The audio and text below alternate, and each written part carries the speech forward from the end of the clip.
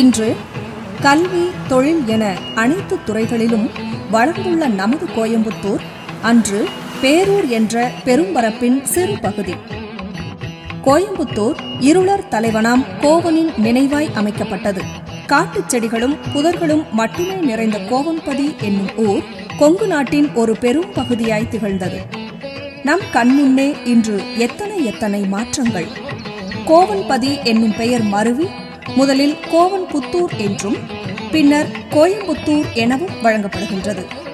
மன்னராட்சியின் ஓய்வுக்கு பின் ஒவ்வொருவரும் மூக்கின் மேல் விரல் வைத்து வியக்கும் அளவிற்கு வளர்ந்துவிட்டது பேரூரின் ஒரு பகுதியான கோவை. இப்பேரூரை சுற்றியுள்ள பகுதிகள் பேரூர் நாடு என்றே அழைக்கப்பட்டன. இவ்வூரினை கங்கர்கள், சேரர், சோழர், பாண்டிய மன்னர்களும் அதன்பின் ஹொய்சலர்கள், கன்னடியர்கள் என பலரும் ஆண்டுள்ளனர். 23 கோவில்களை தன்னிடத்தே கொண்டதால் கோவில்களின் நகரம் என்றே பேரூர் அழைக்கப்படுகின்றது. இன்றைய பேரூரின் மிக மிக பழமையான சிவத்தலம் மேலை சிதம்பரம் என்று அழைக்கப்படும் பட்டீஸ்வர சுவாமி திருக்கோவில் ஆகும். இது தட்சிண கைலாயம் என்றும் அழைக்கப்படுகின்றது. காஞ்சி மாநதி என்று அழைக்கப்பட்ட இன்றைய நொய்யலாற்றின் கரையில் அமைந்துள்ளது இத்திருத்தலம். நதியின் செழிப்பு குறைந்து போயினும் பட்டீஸ்வரர் ஆலயம் மட்டும் அன்றைய அதே செழிப்புடன் பல மடங்கு மெருகேறி காணப்படுகின்றது. இக்கோவிலின் நுழைவாயில் முதற்கொண்டு கருவறை வரை அனைத்தும் கலை நயத்துடன் விளங்குகின்றன. இக்கோவிலில் 5 நிலைகளை கொண்ட ராஜகோபுரம் கம்பீரமாக காட்சியளிக்கின்றது. கிழக்கு பார்த்த வாசல் ராஜகோபுரத்தை அடுத்துள்ள பல தூண்கள் மிகுந்த கலையம்சமுள்ள சிற்பங்களுடன் அமைக்கப்பட்டுள்ளன. மேற்கூரையில் 63 நாயன்மார்களின் உருவங்களும் கோவிலின் தல வரலாற்றை கூறும் ஓவியங்களும் இடம்பெற்றுள்ளன. உள்ளே நுழைந்ததும் மிக உயர்ந்த கொடிமரத்தினை காணலாம். கிபி 11ஆம் நூற்றாண்டு முதல் 13ஆம் நூற்றாண்டு வரை பேரூர் பகுதியை ஆட்சி புரிந்த கொங்கு சோழர்கள் இக்கோவிலின் அர்த்த மண்டபத்தையும் மகா மண்டபத்தையும் எழுப்பினர். கோவில் திருப்பணியில் முக்கிய பங்கு வகித்தவர்கள் கொங்கு சோழர்கள். சோழன் பூர்வ பட்டயத்திலிருந்து கரிகால் சோழன்தான் முதலில் பேரூர் கோயிலை திருப்பணி செய்தவன் என்பது உறுதியாகின்றது. இப்பட்டீஸ்வரர் ஆலயத்தின் மூலக்கடவுள் ஐயன் பட்டீஸ்வரர் ஆவார். திருமால் காமதேனுவிடம் ஈசனின் அருள் பெற்று படைப்பு தொழிலை மேற்கொள்ளுமாறு கூறினார். அதன்படி காமதேனுவும் தன் கன்றுடன் தட்சிண கைலாயம் எனப்படும் பேரூரில் உள்ள லிங்கத்திற்கு தினந்தோறும் பாலபிஷேகம் செய்து வழிபட்டது. காமதேனுவின் கன்றான பட்டி விளையாடும் போது சிவலிங்கம் மறைந்திருந்த புற்றை மிதித்துவிட்டது. பட்டியின் கால்கள் புற்றினுள் மாட்டிக்கொண்டன. கன்று அழுந்திய காலை பெயர்க்க முடியாமையால் கொம்பினால் குத்தி புற்றை உடைத்தது. புற்றினுள் இருந்த சிவலிங்க திருமேனியில் அழுந்திய கால் சுவடு, கொம்பு சுவடு ஆகியவற்றின் வழியாக குருதி வெளிப்பட்டது. இக்காட்சியை கண்ட காமதேனு தன் கன்றின் செயலுக்காக வருந்தியது. காமதேனுவின் வருத்தத்தை போக்க இறைவன் காமதேனுவிற்கு காட்சியளித்து, உன் கன்றின் செயலை குற்றமாக கொள்ளவில்லை, இனி உன் கன்றின் நினைவாக பட்டிபுரி என்றும் உன் பெயரால் இத்தலம் காமதேனுபுரம் என்றும் அழைக்கப்படும் என அருளினார். இதனை உண்மையாக்கும் வகையில் லிங்கத்தின் மேல் குளம்படி சுவட்டையும் கொம்பு தழும்பையும் இன்றும் காணலாம். இக்கோவிலின் இறைவியாக அருள் அளிப்பவர் பச்சை நாயகி அம்மன். இவரை மரகத அம்மை எனவும் வணங்குகிறோம். இவள் விழிக்கும் திசையில் பச்சை பசேலென மலைகள் அமைந்துள்ளதால் இவள் பச்சை நாயகி எனப்படுகிறாள். கோஷ்டமூர்த்தியாக விஷ்ணு துர்க்கையும் தனிச்சந்நிதியில் சிவதுர்க்கையும் உள்ளனர். இதில் சிவதுர்க்கை நடராஜரின் திருவடியை வெள்ளிச்சாளரத்தின் வழியே எப்போதும் தரிசித்துக் கொண்டே இருப்பதால் மிகுந்த சக்தி கொண்டதாக கருதப்படுகின்றது. அடுத்தபடியாக நாம் தரிசிக்கவிருக்கும் கடவுள் பாலதண்டபாணி. அருணகிரிநாதரால் திருப்புகழ் பாடப்பெற்றவர். வெளிப்பிரகாரத்தில் உள்ள சந்நிதியில் மேற்கு திசையை நோக்கிய வண்ணம் காட்சியளிக்கிறார் இவர். அருகில் விநாயகரும் பின்புறம் கோரக்கர் சித்தர் வழிபட்ட தலம் உள்ளது. பைரவர் இங்கு தனது வாகனத்தை விடுத்து மோட்சமளிக்கும் ஞான பைரவராக அருள் புரிவதே இதன் சிறப்பு. அழகாத்திரி நாயக்கர் என்பவரால் கனகசபை என்னும் சிற்ப களஞ்சியம் கம்பனாச்சாரி எனும் சிற்பியின் உதவியுடன் மிக நுட்பமான சிற்பக்கலை வேலைப்பாடுகளுடன் கட்டப்பட்டது. மருதமலையிலிருந்து கற்களை கொண்டு வந்து 28 வருடங்களாக பாடுபட்டு கட்டப்பட்டது இக்கனக சபை. சிற்ப வேலைப்பாடுகளை முடித்த பின் கும்பாபிஷேகம் நடைபெற்றது. அத்தருணத்தில் கூட்டத்தில் இருந்து ஒரு இளைஞன் நடராஜர் சிலைக்கு அருகில் 2 பக்கமும் உள்ள குதிரை வீரன் சிலைகளில் ஒரு பக்கம் உள்ள குதிரை வீரன் சிலையில் குறை ஒன்று உள்ளது என்று கூறினான். அப்போது பரிசோதிக்க அந்த இடத்தை உடைத்த போது உள்ளிருந்த தேரை வெளியே வந்தது. சிற்ப சாஸ்திரம் படித்த தனக்கு தெரியாத இக்குறை ஒரு இளைஞனால் கண்டறியப்பட்டதால் கம்பனாச்சாரியார் தனது கைகளை வெட்டி கொண்டார். இதனை மெய்ப்பிக்கும் வகையில் இன்றும் நடராஜர் சந்நிதிக்கு இடப்புறம் சந்தனம் அரைக்கும் இடத்திற்கு அருகே உடைந்த குதிரை வீரன் சிலையை காணலாம். இக்கனக சபையில் 3 பஞ்சாட்சர படிகள் உள்ளன. இது ஓம் நம சிவாய எனும் நாமத்தை குறிக்கிறது. நடராஜர் சந்நிதியில் உள்ள 4 தூண்களும் 9 ஜன்னல்களும் 4 வேதங்களையும் சூரிய மண்டலத்தின் 9 கோள்களையும் குறிக்கின்றன. இங்கு 36 தத்துவங்களை குறிக்கும் வகையில் 36 தூண்கள் அமைக்கப்பட்டுள்ளன. கனக சபையின் இருபுறமும் ஒரே கல்லில் செதுக்கப்பட்ட 8 பிரம்மாண்டமான சிலைகளும் மேற்கூரையில் சுழல் தாமரை, கல் சங்கிலி போன்ற கலை வடிவங்களும் அமைக்கப்பட்டிருக்கின்றன.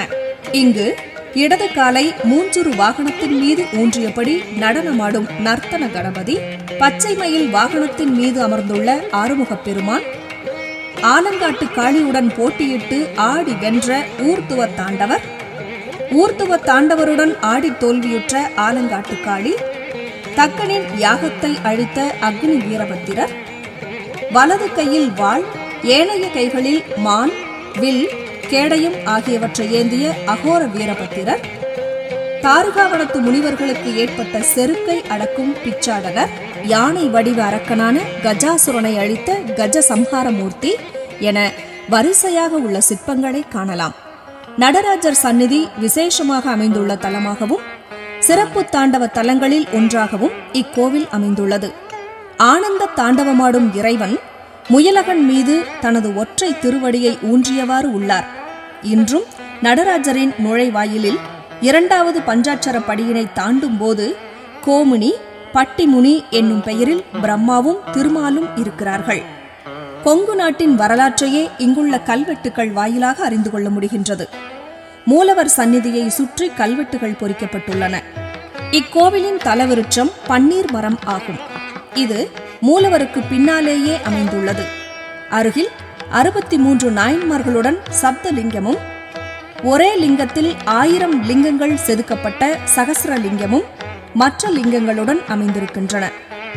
மனோசக்தியின் அடையாளமான மனோன்மணியம் அம்மையார் இக்கோவிலில் மட்டும் பக்தர்களுக்கு அருள் புரிவதற்காக வெளியே வீற்றிருக்கிறார். சிவ ஆலயத்திற்குள்ளேயே வரதராஜர் தனி சந்நிதியில் குடிகொண்டுள்ளார். இவரது 10 அவதாரங்களையும் நாம் இங்கு புகைப்படங்களாக காணலாம். ஈட்டி மரம் கொண்டு செய்யப்பட்ட 4½ அடி உயரம் கொண்ட ஆஞ்சநேயர் சிலையையும் இங்கு காணலாம். காஞ்சி நதியில் கட்டப்பட்டுள்ள சோழன் படித்துறை கரிகால் சோழனால் அமைக்கப்பட்டது என்று கல்வெட்டுகள் கூறுகின்றன. சோழன் படித்துறை என்றழைக்கப்படும் நொய்யல் ஆற்றங்கரையில் ஈமக்கிரியை சடங்குகள் தினந்தோறும் நடத்தப்படுகின்றன. எனவே இது இன்னொரு காசியாக கருதப்படுகின்றது. இங்கு இடப்படும் எலும்புகள் 3 மண்டலங்களுக்குள் வெண்கற்களாக மாறிவிடுவதை நாம் காணலாம். சரித்திர வரலாற்றின்படி பேரூர் ரோமானியர் காலத்திலேயே அந்நாட்டுடன் தொடர்பு கொண்டிருந்தது என்பதை அக்காலத்திய நாணயங்கள் இங்கு கண்டுபிடிக்கப்பட்டதிலிருந்து அறிகின்றோம்.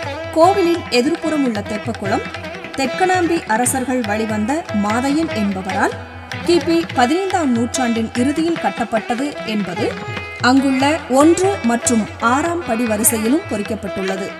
குளத்தின் கிழக்கு புறமாக மாதேஸ்வரன் கோவில் உள்ளது. இக்கோவிலின் சிறப்பம்சங்களில் பிறவா புலியும் இரவா பனையும் உள்ளன. இப்புளிய மரத்தின் விதைகள் முளைப்பதில்லை. இத்தலத்தை வழிபடுவோர் இனி பிறவா நிலை அடைவர் என்று காட்டுவதற்காக இது அமைந்துள்ளது. வட கைலாயர் கோவிலுக்கு அருகில் உள்ள பனைமரம் பல ஆண்டுகளாக இரவாமல் உள்ளது. இத்தலத்தை சுற்றி வாழ்பவர்கள் இரவாத புகழுடம்பு எய்துவர் என்பதற்கு சான்றாக உள்ளது இப்பனை. இக்கோவிலை சுற்றியுள்ள பகுதிகளில் உள்ள கால்நடைகளின் சாணம் புழுப்பதில்லை என்று நிரூபிக்கப்பட்டுள்ளது. இத்தலத்தின் அருகே வாழ்பவர்கள் வலது செவி மேலுள்ள நிலையிலேயே இறப்பார்கள் என்று கூறப்படுகின்றது. இக்கோவிலில் கல்யாணி என்ற பெண் யானை உள்ளது. பங்குனி உத்திரத்தில் கொடியேற்றத்துடன் நடத்தப்படும் பிரம்மோற்சவம் தவிர திருவாதிரை திருவிழாவும் சிறப்பாக கொண்டாடப்படுகின்றது. இந்த தலத்தில் மட்டுமே கொண்டாடப்படும் மற்றொரு விழா நாற்று நடும் விழா. அதாவது இறைவன் வயலில் இறங்கி நாற்று நடும் படலம். அந்த காலத்தில் ராஜாக்க மந்திரி இவங்கெல்லாம் இருக்கும் காலத்தில் போர் வந்துட்டுதுன்னா ராஜாக்க மந்திரி இவங்க மற்ற படைகளெல்லாம் இந்த கோயிலில் ஒரு சுரங்கப்பாதை இருக்குது. அந்த சுரங்கப்பாதை வழியாக அவங்க தங்கி இருந்துக்குவாங்க. போர் வெற்றி அடைஞ்சிட்டா மீண்டும் அரசு ஆளுவாங்க. இல்லையா அப்படின்னா இந்த கோயிலுக்குள்ளே இருந்து அவங்க வாழ்க்கையை முடிச்சுக்குவாங்க. ஒரு சமயத்தில் சுந்தரர் இங்கு வந்திருந்த போது இறைவன் பேச்சை மீறி நந்தியம்பெருமான் சிவனை அடையாளம் காட்டியதால் கோபமடைந்த பெருமான் தன் கையில் இருந்த மண்வெட்டியால் நந்தியின் தாடையில் அடித்தார் என்பதை மெய்ப்பிக்கும் வகையில் இன்றும் நந்தியின் தாடை சப்பட்டையாக உள்ளதை காணலாம். காமதேனுவின் கொம்பினால் குத்தி உருவாக்கப்பட்ட சுருங்க கிணறு தீர்த்தம் மூலவருக்கு இடதுபுறம் முன்னால் அமைந்துள்ளது. வட கைலாயர் கோவிலில் உள்ள பிரம்ம தீர்த்தமும் இக்கோவிலின் இரு தீர்த்தங்கள் ஆகும். சைவ சமயாச்சாரியர்கள் 4 அப்பரும் சுந்தரரும் இக்கோவிலுக்கு வருகை தந்து இக்கோவிலை பற்றி தேவாரத்தில் பேரூரின் சிறப்பினை கூறியுள்ளனர். சுந்தரர் சிதம்பரத்தில் நின்று கொண்டு பேரூரில் உள்ள நடராஜரின் அழகை மானசீகமாக கண்டு மீ பொங்கில் அணி காஞ்சிவாய் பேரூரர் பெருமானை புலியூர் சிற்றம்பலத்தே பெற்றாமன்றே என்று பாடினார். அதை கண்ட தில்லைவாழ் அந்தணர்கள் பேரூர் வந்து அழகிய திருச்சிற்றம்பலத்தை வழிபட்டனர். அருணகிரிநாதரின் திருப்புகழில் இக்கோவில் பற்றிய பாடல் உள்ளது. இக்கோவிலின் தல வரலாறு கச்சியப்ப முனிவரால் 18ஆம் நூற்றாண்டில் எழுதப்பட்டது. காஞ்சி வானதி சோழன் படித்துறைக்கு செல்லும் வழியில் பட்டி விநாயகர் அரசம்பலவாணர் கோவில், பிரம்மா வழிபட்ட வட கைலாயம், திருமால் வழிபட்ட தென் கைலாயம், அதிமூர்க்கம்மன் ஆகிய ஆலயங்கள் உள்ளன.